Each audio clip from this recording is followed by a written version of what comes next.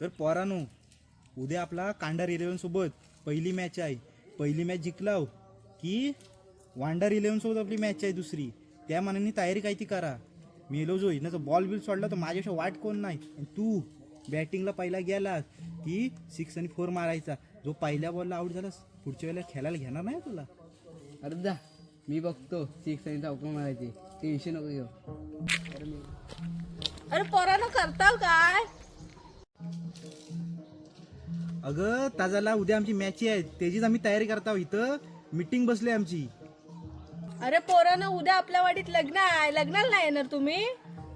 अगं लग्न बिग्न गेला तेवढंच, आम्हाला लग्न महत्वाचं नाही, आम्हाला आमची मॅच महत्वाची आहे.